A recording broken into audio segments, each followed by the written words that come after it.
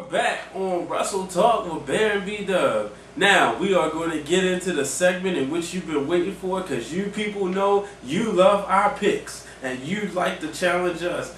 I know a lot of people saying this one better be on our list, that one better be on our list, but here it is, ladies and gentlemen. First, Bear is going to give you, because he is the wrestling encyclopedia, he's going to give you a little bit of history on the IC Championship. I want to start out by when I talk about this belt, you know, this belt represents more than what it is nowadays.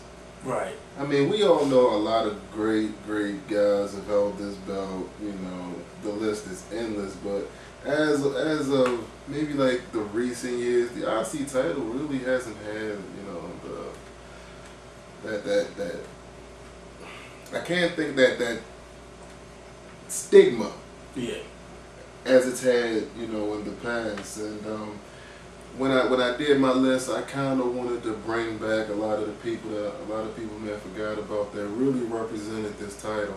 Not taking nothing away from the Kofi Kingstons and the Drew McIntyres and, you know, a lot of guys that have held the belt, but it just doesn't have that. The IC title back when I was coming up, when you won it, you were the next. It was like you were the next in line for the title. Right. You know what I'm saying? You were the heir apparent. You were the one that they were building to be the world heavyweight champion when you were the IC champion. Another thing I wanted to bring up about this title is this title was really won or held by a lot of people that were really athletic, could really tell a story in the ring, had tremendous feuds. And I think as we go down this list, a lot of the people that we're going to name, you'll see these qualities as well. Yeah. Well, see too, because you remember back then it was all about the big guys, the Hawks, the Hawks. Yeah, right. This was more so. This title was more so like the pure wrestlers. Yeah. Pure wrestlers. The workhorses championship. You know. So yeah, I totally agree with that. And on a personal note, you know, I was a fan of the one before this. Yeah. That Intercontinental title. Yeah. But looking at it now, looking at it for the first time, it's beautiful. It's gorgeous. Oh yeah, it is. You know, it's not as pretty as these. But it's beautiful, and again, shout out to the young fella that allowed us the opportunity to have this on our show. And if BDuB, you don't mind, I know you still elated from receiving the WWF Wing Championship. Nice little timepiece right there. I like that thing right there. You know, if you don't mind, I'm gonna go ahead and roll into my number 15, and I think that it's only fair. If I think it's only fair that in giving this list, you have to have the person on here who was the first person to win the Intercontinental title, and it was during the '70s. A young man won it down in Rio de Janeiro. Won it in Rio de Janeiro, Brazil. The great Pat Patterson. He's number 15 on my list just for that reason, because he was the first. And you know, and he should be on anybody's Intercontinental list. You know, I see a lot of people with their list on YouTube. And, you know, a lot of people have said, "Well, have this person, have that person on here." I didn't hear nobody mention Pat Patterson. So, honorable mention to the great Pat Patterson, number 15 on the list of my greatest Intercontinental champions. Greatest Intercontinental champion, honorable mention. That's all in my book. That's all he gets is an honorable mention. That's all he gets. That's all he gets is an honorable mention. You know what I mean? We can go out there, me and you can go out there and create a belt, and you know, I can get a roll-up pin on you, and then I'm the first one to hold that belt. Well, you had to know what he did. You had to. I invite anybody who don't know Pat Patterson. You know, go back, do the history. AWA tag champion. I'm discrediting the man. I'm just saying. Yeah, I mean, you know, tag champion was the first crippler. I ain't telling y'all who that is, but if you know, you can. Challenge. You can always if you know, let me know via Facebook, Twitter, all that crap. But number 15, Pat Patterson, on my list of greatest Intercontinental Champions of all time. I'm going with Shelton Benjamin. And the reason What? why, Shelton Benjamin, and Shelton was a great Intercontinental Champion. In my opinion, was an Intercontinental Champion just because they probably maybe held him back a little bit, didn't let him take the next level, but he made the most of the belt. But I have a lot of other champions who I feel were maybe a little bit better, had more of an impact. But definitely Shelton Benjamin is number 15, and that's all I'm going to say about that. I disagree, but that's the beauty of our show, folks. My number 14, when he was good, he was good. And when he was bad, he was bad. Outside of Pedro Morales, I think he was the first person to have it 4 times. Pedro Morales held it 3 times, and I think he came along and held it 4 times. And you know, this guy's had so many names over the years that I feel like he has an identity crisis. You know, he's been called the Diamond Stud. Yeah, I don't know who you're talking about. Yeah, he's been called so many different names, but we're going to probably get to his most famous persona. Most famous, without a shadow of a doubt. Well, even though that can be disputed too, because of what he did down WCW. Down south. Yeah. Yeah, but still, I mean, he was in the big stage as this guy. Yeah, to each his own. My number 14 was a 4-time Intercontinental Champion, and that's the bad guy, Razor Ramon. Yo, Chico, you want to talk about the bad guy? I'm talking about the bad guy. Well, my number 14 is probably the Intercontinental Championship. You know, when he held it, you knew it was just a matter of time for him to take that next level. He was, you seen this guy go from this small to this big. You know, you probably still don't know what I'm talking about. I have no clue. You know, you seen this guy make many transformations from a blue blood to a just straight, I'm gonna knock you out. I'm not using the word that I would use only because that would give it away, but just to say one of the most feared people. It's John Cena. John Cena, I don't think was an Intercontinental Champion. If he did, he wasn't worth being on the list. More so U.S. title, because otherwise, if John Cena was an Intercontinental Champion, this part would be spinning. Such a disgrace. But that's just my opinion. But this guy right here, when, in my opinion, the version when he was on this list was when he was, you know, the leader of what will become probably one of the most, not the most, but one of the most popular factions in the WWE, and that is Triple H. You know, if you I'm sure most of you fans can remember his battles with The Rock over this very title, and you know, but it's just bottom line. Triple H definitely, you know, I had to put him on number 14 on this. Not too high because didn't really have too many high points with the title, but he had some good matches, and even it was kind of cool when him and Stone Cold was tag teams and he was the Intercontinental Champion. Yeah. What about your number 13? My number 13 is one of my favorite wrestlers of all time. He, you hated to like him. Mm-hmm. I think I said that right. You hated to like him, but you like to hate him. Yeah, you like to hate him. Hated to like him, whatever, you know.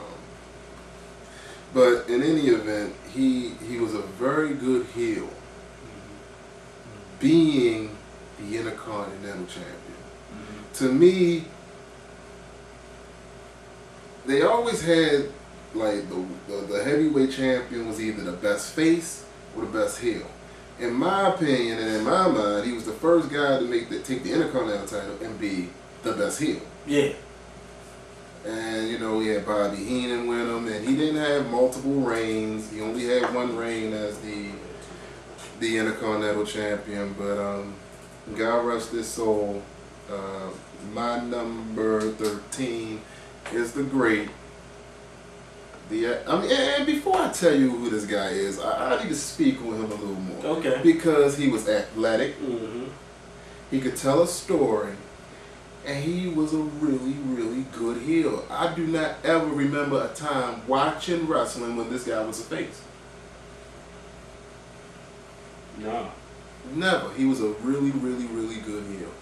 And he made my list. Like I said, he didn't have multiple reigns as Intercontinental Champion. He didn't need them to make my list. My number 13 pick is none other, God rest his soul, none other than Ravishing Rick Rude. Yeah, wow, you know, I mean, I get to him. He had it all. He had it all. I just give away because he's my number 12, you know. All right. I ain't gonna lie, I almost forgot about him, but, you know, I'm like, oh, yeah, you know, I mean, because you gotta respect what he did for, you know, his match, especially the battle with the Warrior. Yeah. He made the Warrior. Yeah. You know? Exactly. So, Exactly.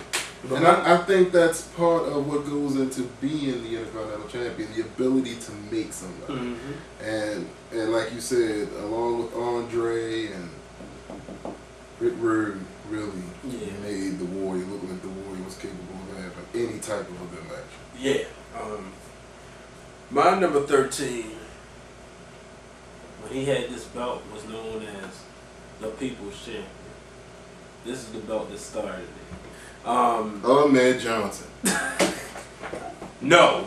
He was the People's Champion. Yeah, you're right, but no. This guy. Any black guy that had the belt was the People's Champion. Why they call it people? Why they gonna say it's black champion? But anyway, this guy right here, bottom line, perhaps one of the greatest wrestlers, entertainers of all time.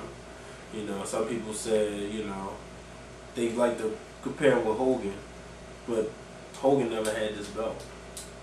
You know, and that's being the great one in The Rock. And the reason why I put The Rock on this list, I mean, you gotta think about it. Remember we was talking about they was in line. You know, The Rock barely defended the belt. it don't matter. This is you gotta think about this, right? When The Rock became Intercontinental Champion, the much as I hate the word, the swag he had with it, you knew. Are you talking about the first time or the second time? I'm talking about when he had this belt. When he wasn't Flex Cavana? Right. Okay. You know. When he wasn't Rocky Maivia? Right. When he was just The Rock. The Rock. Nation of Domination. Nation of Domination with my boy, rest his soul, Owen Hart. You know, that's later. But if you think back to the summer of 1998, you know, when he had the King of the Ring, lost the King of the Ring to Shamrock, but when him and Triple H battled at Fully Loaded, and then they, you know, that whole summer when it was Nation versus DX, The Rock really took this belt with stride, and that's why he's on the list. That's why you got your list and I got mine. Yeah, well, you know, we know who my number 12 is. Let's go with your number 12. My number 12, without a doubt, one of the best technical wrestlers of all time, came from one of the best technical wrestling families of all time. It's a shame because we never got an opportunity to see him as the heavyweight champion, but he was a very good Intercontinental Champion for the times that he had it. They wasn't long, and you know, it wasn't, they were, what? They didn't even last that long in reigns, but you kind of knew he was going to get this belt. You kind of knew he was going to get the belt. And he was a two-time IC champion. And again, the late, the great Owen Hart. He's number 12 on my list. 12? Well, you got Rock. 12? And Owen Hart beat The Rock for the IC title. Disrespected him by putting him at number 12. He's number 12 on my list. Enough is enough, and it's time for a change. Y'all know it. Y'all know what's going on. We're not gonna go there. But that was the last show. Alright, so that's your number 12. We already know my number 12. Like I said, is Rick Rude. So give us your 11. About it, one of his better ways that he got the belt was the first time he won it from your favorite wrestler, Mark Merrill. What's that? But the whole thing of how he. Hey, I'm gonna give the show away. Mark Merrill's number 1 on his list. Yeah, right. But the whole way how he was supposed to have fought perfect. It was on Monday Night Raw. He was supposed to fall. He was supposed Oh, to have fought yeah. Perfect, but Perfect had faked an injury like he was hurt and convinced Merrill to put the belt up, and I then remember Mr. that. Perfect helped him get the title. Good swerve job. So I like that. But the reason why he's on this list is because he was the world heavyweight champion walking in, and he left with the world heavyweight title and the Intercontinental title. Normally it's the other way around. It's the Intercontinental champion and he leaves the world heavyweight champion. Right. He did it the opposite way, the only guy to have done it. So that's why Triple H is on here, the big no self. Well, you know, like I said, this list was kind of hard for me, you know. But Yeah, anytime you got The Rock on here. no, shut up. Jesus Christ, The Rock. For my number 11, you cannot have your list. You know, sometimes people win the belt in different ways. Sometimes people have a lot of title reigns. That doesn't make them a great champion, but you know, sometimes just because of one match can make them, you know, one of your favorite champions. And this brings you to this guy right here. For the longest time, you can still argue it the best WrestleMania match in WrestleMania history. You know, and that is WrestleMania 3, Ricky Steamboat defeating Randy Macho Man Savage Ooh, yeah. for the title. And that's why he's number 11 on my list, ladies and gentlemen. You know, you just gotta have Steamboat. And then the cheap pop, Ricky Steamboat had a DVD come out. Go out and get it, support it. I heard it's fantastic. I haven't seen it yet. Have you seen it yet? I'm pretty sure it is. But if again, watching wrestling as long as I have, I'm pretty sure if it's 14 matches, I know 10 of them. Yeah. So We'll have to do a show with Ricky. yeah, sure. And maybe we can get Ricky on the phone and he'll talk to us a little bit. You know, now that we got wrestlers calling into the BDuB Wrestle Talk show. Round table, have they done that yet? Who cares what the round table's done? I'll get to the round table when it's all said and done. But so did you give your number 10? No, I ain't give my number 10. Okay, you gave your number 11. Okay, so my number 10, I can sum my number 10 up in one word. He was absolutely perfect. Mr. Perfect, Kurt Angle. Two-time Intercontinental Champion. Everybody enjoyed the matches that he had with the likes of, like I said, Tito Santana, the Big Boss Man at WrestleMania 7, the matches he had with kind of going into the AWA with Jerry Lawler when Jerry Lawler won the title from him. But some of Kurt's best matches, oh my God, the one he had in Madison Square Garden with Bret Hart, SummerSlam 91. Woo! That was a good Still a classic. That was a good match. And then I believe it was the year before that, SummerSlam 1990. He fought the late great Kerry Von Erich. Good match. You thought that match was going to go 30, 40 minutes. Yeah. Didn't even do that. Kurt Hennig, absolutely perfect. He has to be on a list. Anybody's list. Even the WWE list has Kurt Hennig on there, don't they? I think they do. Yeah, Kurt Hennig, number 10 on my list. He was absolutely perfect. Well, he had a perfect 10. But my number 4, excuse me, my number 10, I'm getting ahead of myself, is your number 14, and that's Razor Ramon. One of my favorites. As an Intercontinental Champ, you enjoy watching his matches. And Whoa. How you gonna have Razor Ramon number 10 with my Mr. Perfect number 10? Mr. Perfect will wipe the floor with this guy. You still haven't mentioned Perfect yet. Huh? Yeah, I haven't even mentioned Perfect. That's true too. It's alright, That's true too. Shut up. Now, like I said, Razor Ramon, the bad guy. Yo, Chico. Bottom line, number 10. Gotta have it. At least if you have a list, he got to be in your top 10. Who's your number 9? My number 9 is going to surprise you. It's going to surprise the followers of our show. It's going to be shocking, but when I give you my number 9, I'm going to go into the history about why he's number 9, and I'm going to also predict his future. But we're going to do that right after this break. BDuB. Now, Bear was giving us the history of his number 9 pick and all this, that, and other. I'm still waiting to see who this guy is because he said it would shock me, and I know this guy. He's old school all the way. I don't think Bear still watch wrestling. It's like, I'm joking. I know them round table jersey. You guys don't even shut up. My number 9 is probably. This guy hasn't even scratched the surface of how good he is. And for those thinking, yes, I'm a traditionalist. A lot of the wrestlers I bring up were from my teenage 20s years and all that. I'm just saying, Bear was there when they cracked the first rope.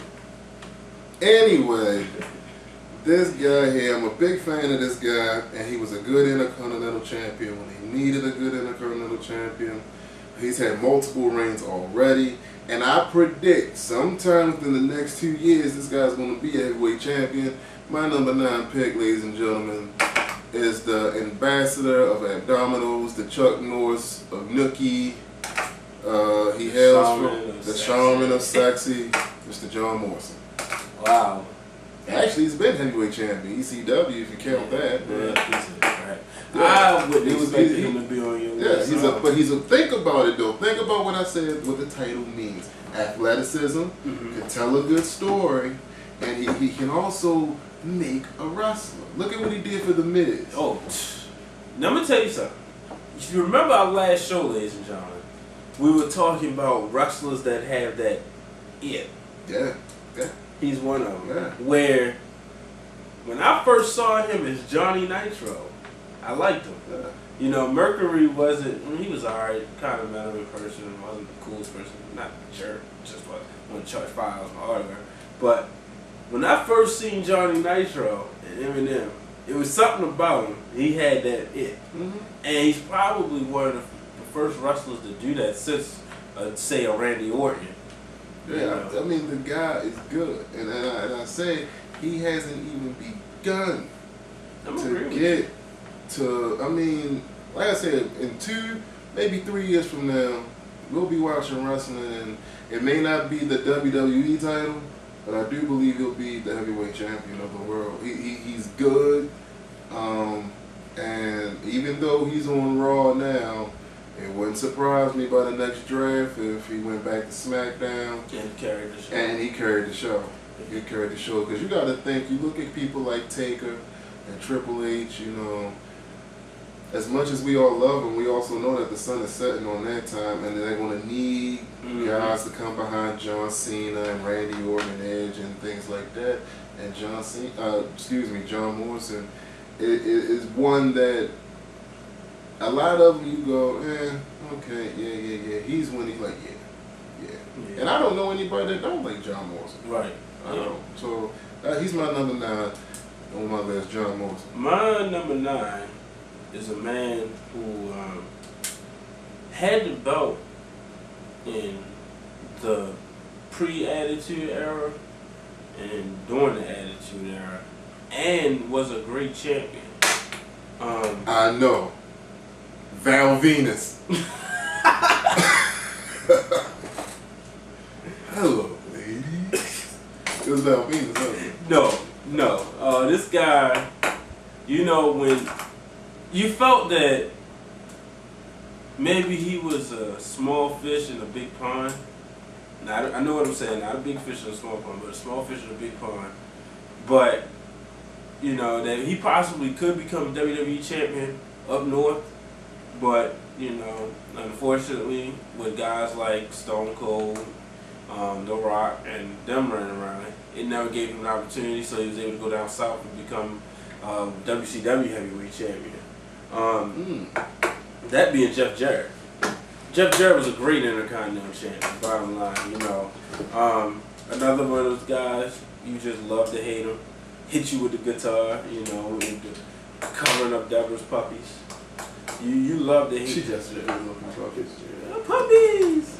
But you know, so that's That's my number 9. That's his list, folks. My number 8 is probably he would have to probably go down as the most underrated Intercontinental Champion of all time. Okay. This guy was just as athletic as my number 9 pick, John Morrison. Mm-hmm. But he didn't have the entertainment value of a Rock. Okay. But he had the athleticism, he had the gift to go out and perform. I mean, anytime, you know, you jumping off ladders and things like that, you actually want to perform and entertain. So my number 9, I believe you said him already as one of your earlier picks. My number 8, excuse me, is Shelton Benjamin. Okay. Shelton Benjamin is my number 8. I don't know how the blue hell you got him number 15.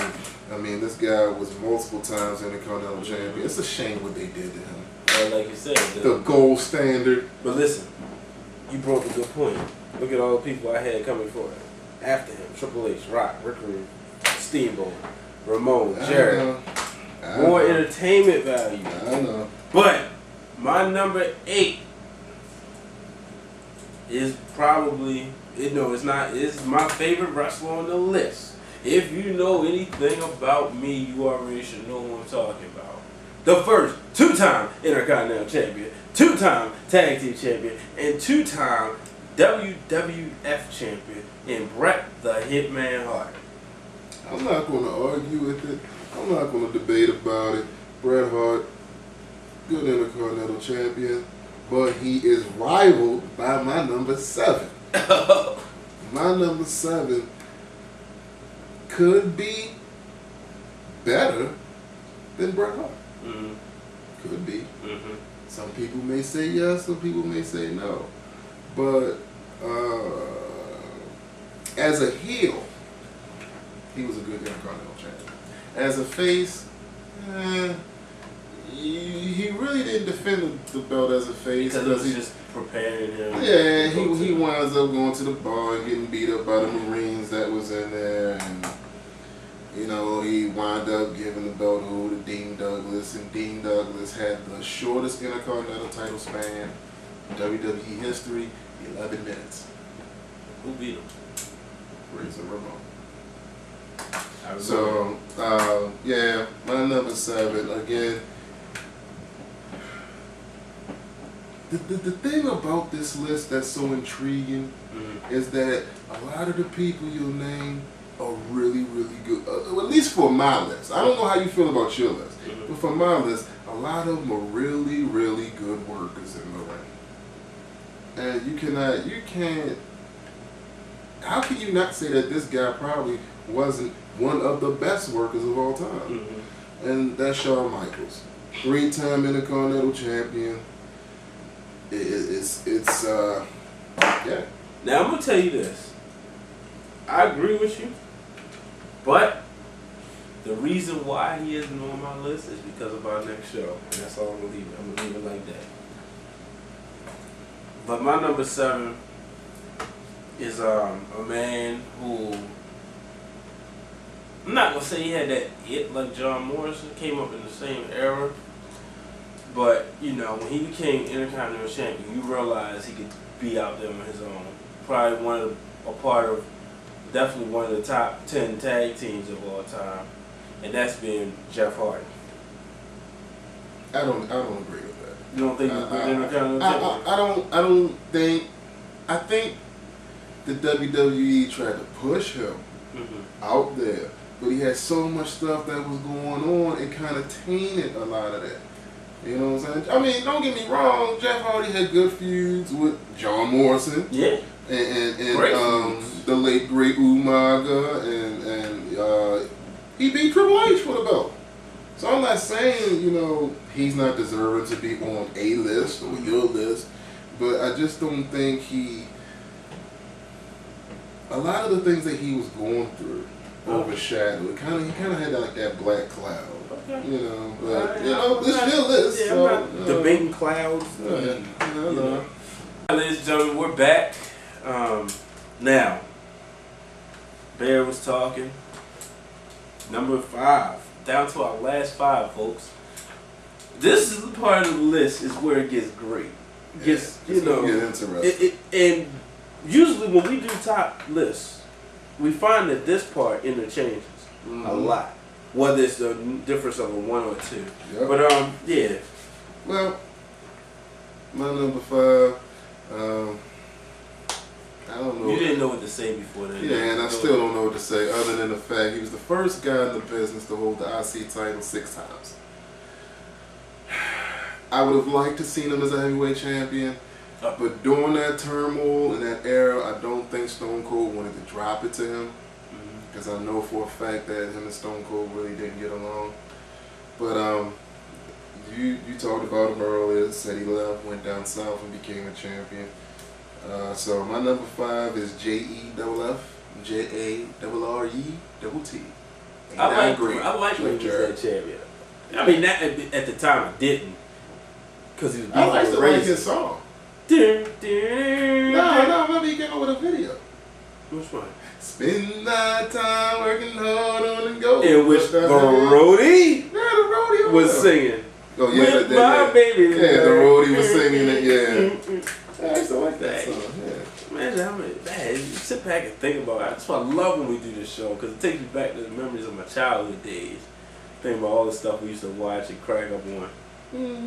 But my number 5 is the first 2-time Intercontinental Champion. Oh yes. And that's all I'm gonna say about him. He actually held it 3 times. Yeah, he held it 3 times, but he's the first 2 times. Yep. First Triple Crown champion. Yeah, and that's Pedro Morales. Yep. Good guy. I just saw him the other night. Good guy. Good friend of mine. Oh, yeah. Okay. Yep. Make sure you get him. Yep. We need to get him on the show. Yeah, I'm gonna try. I'll try to get him. Number 4, who you got? Number 4 on my list is the way it should have been on your list, because quite frankly, this guy is the best there is, the best there was, and the best there ever will be. Number 4 is Bret the Hitman Hart. Enough said. Enough said. Number 4, you had him as a number 10. I don't understand, man, how you had this guy as number 10. It's absolutely perfect. Mr. Perfect. You're glad you cut that thing. That's what that was. I knew I could catch it. But now here we go again. Because you look at my number 4, who is the excellence of execution. Your number 4, which is Mr. Perfect, but like we talked about before, Bret Hart. Yeah, we know. But boy, did they have some matches. Yes, they did. And what I liked about Perfect, he was interchangeable. He made you love him as a face and hate him as a heel. Enough said. Number 3, who you got? My number 3, I don't even know if I heard this guy on your list, and if he's not on your list, it's a disgrace because he deserves to be on the list. I heard you bring up his counterpart, but he should be on the list. He was a very good heel. That's the only time he ever held the belt as a heel, and I mean, when you say WrestleMania 3, you talk about the Intercontinental title match. That's all you need to say. Macho Man, Randy Savage. Oh yeah, dude. That's funny. Your number 3 is my number 2. But yeah, that's Macho Man, definitely. You know, one of the greatest heels of all time. Also, you know, he made you hate him. As the Intercontinental Champion. Yeah, either way, but definitely as an Intercontinental Champion. You know. I mean, he was always known for shoving Elizabeth in front of somebody to protect himself. And he had good great battles. Like we said at the WrestleMania show, I believe it was, for WrestleMania 2 and 3, his matches outshine the heavyweight championship matches. Yeah, I mean, I felt, and I still feel to this day, that if you go back from 2, 3, by the time 4 rolled around, he had to be in the main event. Because he just had good quality matches. He had the best when matches. Savage was good, he was good. I ain't talking about the Savage that was, you know, NWO, or the Savage that was coming out with Gorgeous Medusa, and yeah, the porn star and all that. I'm not talking about that Macho Man. I'm talking about Macho Man, Elizabeth, long robes and Matter matter of fact, shout out to Macho Man. Shout out to Macho Man because he recently got married. Yeah, I was getting ready to say that. Congratulations, Macho, for putting the past behind you and he married his high school sweetheart. Yeah. So for those people out there who always broke up with the high school sweethearts, no. But bottom line is, yeah, Macho Man winning the title. Yeah. So who is your number 3? High school sweethearts. No, bump that, scratch that. My number 3 was the man who held the belt for 13 months at the time, and probably, I'm not sure if the record, the bear will be able to tell you if the record still stands today. He was better than the king of rock and roll, in my opinion. I'd rather see this guy perform than that old garbage Elvis Presley. Yeah, yes. But no, that record doesn't stand anymore. No, okay, I didn't think it did, but you know, I'm still learning.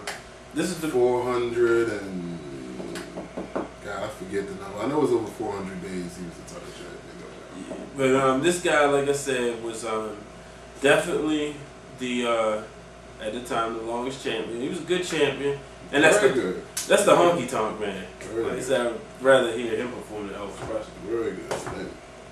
That's my number 2, the honky tonk man. Just because at that time, like you said, he was the longest reigning Intercontinental Champion. I don't know who came along and wound up holding it longer than him.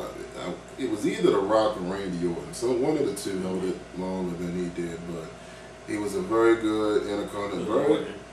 Huh? It was Orton. I think it was. Yeah, I'm thinking it was Orton. I think it was Orton, but excuse me, he was a very good Intercontinental Champion. Had some good feuds. I do think when he was beefing with BDuB, for those that don't know who BDuB is, that's Brutus Beefcake. I think when he was beefing with him, had BDuB had not gotten that accident, I think he would have probably dropped it to BDuB. But of course, he probably would have got it back. So. Yeah.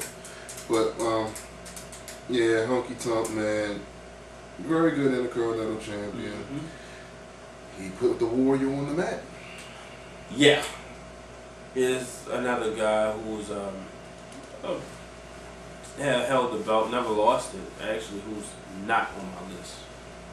Who list would he be on? I mean, if you know wrestling, which I'm sure you roundtable jerks do not, you can't have the Warrior on your list. Wasn't that good. So now, who's your number 2? I told you, Macho Man. Oh yeah, you did say that. You did say that. Macho Man. Well, you hear it here first. BDuB, Bad Wrestle Talk, we tell you. You know, when we get up to about 5, our list become just like that. Mm-hmm. Now, when we be in the top, you know, he be all the way in left field. No, you be in left field because I still don't understand how you got The Rock on your list. Because The Rock did something for that belt. He made it entertaining. Anyway. And then you knew between his battles with him and Triple H, that's why I have them right near each other, you knew that when their matches over this title, you knew that in a few years, if not the next couple of years, that they was going to have those same type of matches for the next belt on the next level. I forgot, folks, this guy's a John Cena fan. But are you ready to hear the number 1 name on my list? And guess what? Don't tell him. Don't tell him. Don't tell him. When we come back, I will give you the number 1 name on my list. BDuB, would you give him the number 1 name on your list? I'll give you a clue, folks. If he had that belt 7 more times, he could be compared to Ric Flair. And we're back. Is that better? Sure, Tony Schiavone. Ladies and gentlemen, in my biggest Tony Schiavone impersonation, we are on the final pick for our top 15 WWE Intercontinental Champions. This guy right here was a WWF Intercontinental Champion and a WWE Intercontinental Champion. This guy had you watching wrestling. He, as Bear said earlier, was the first man to beat 2 world champions in one night. The only man. And if you don't know who I'm talking about, you know, obviously something's wrong with you. He's the leader of a band. He is. He's the leader of a band. He is. He is. He actually has his own TV show. Yeah. I don't know his name. He is the Ayatollah of rock and roller. Ladies and gentlemen, one of my favorite wrestlers. This guy's signature is on this very belt right here. As soon as I can find it. It's on that side. Yeah. Let me see. I know you probably won't be able to see the signature. But ladies and gentlemen, the one, the only. He's the only guy to be a champion with a woman. Yeah, how about that? Yeah. And we giving you all these clues, y'all. You should already know. If you don't know by now, right now, you will never no, or you'll never be the same again. Again, yes. Ladies and gentlemen, the number 1 man on both of our lists, Chris Jericho. Yep. I mean, bottom line, the greatest Intercontinental Champion of all. 9 times he's held it. Mm-hmm. And 9 great reigns. Yeah. In fact, I would go on to say that his Intercontinental title reigns was better than his World Championship reigns. I'm not going to say all that. I'm going to tell you why. I'm going to tell you why. Because when you look at him as being a world champion, well, you the feel first like, time it sucked. What, his first championship reign? Yeah. Which one, world? Yeah, when he had both belts. Yeah, I mean he beat The Rock and Austin. Yeah, and Kiss respectively. But it was just like, it was outshine because at the time Vince was trying to kill the WWE. So that was outshine, and he was bringing in the NWO. So he was more focused on the Hogan Rock era, and then the Nash. But this is what I can understand what you're saying, mm-hmm. because when he was the Intercontinental Champion, it was kind of like he was driving the car, whereas when he was the World Heavyweight, now when he became the heavyweight title, I mean the one he just recently lost to Jack Swagger, mm-hmm. that was a good reign as World Heavyweight title. champion. Yeah, well, you know what I mean, World Heavyweight Champion. Yeah, it was. Because everybody really thought that he was going to drop at the edge Yeah. at 26. Yeah. And he didn't. He was a good champion during that time. You're right. I mean, it kind of happened in an underhanded way when he did win it, but that's what I like. But at the same time, as the champion, I mean, I just feel personally he had better Intercontinental reigns because some of his more of his championship reigns would just seem to be transitional. You know, now I remember when he beat Batista on Monday Night Raw in the cage match. Then next thing you know, he was losing again.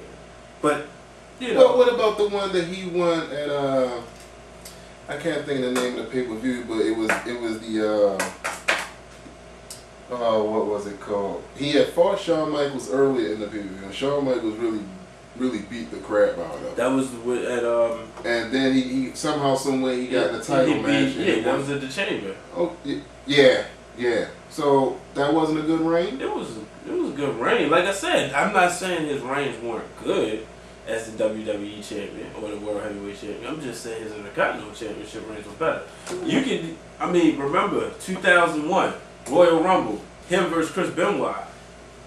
Ladder match. Good match. Great match. I mean, Benoit flying across and Jericho smacking him with the chair. Mm-hmm. Jericho putting the walls of Jericho on top of a ladder. Probably one of the greatest ladder matches in Royal Rumble history. I think he had one of my favorite matches with him being Intercontinental Champion was the one with Ray when he wound up taking his mask. Mm-hmm. I thought that was a good match. Yeah. Because at that time he was hated. Yeah. He was hated at that time. So, but I mean, Jericho's a good wrestler anyway. Okay. And I'm glad that now when we look at Jericho, because see, I was never a real big fan of that immature Jericho. Okay. But now we get this mature Jericho with the suits and everything, and he's, do you people understand me? You hypocrites and all this. I like that Jericho. Okay. So, but he had to be at the top of our list because he's 9 times Intercontinental Champion. No, that might stand for God.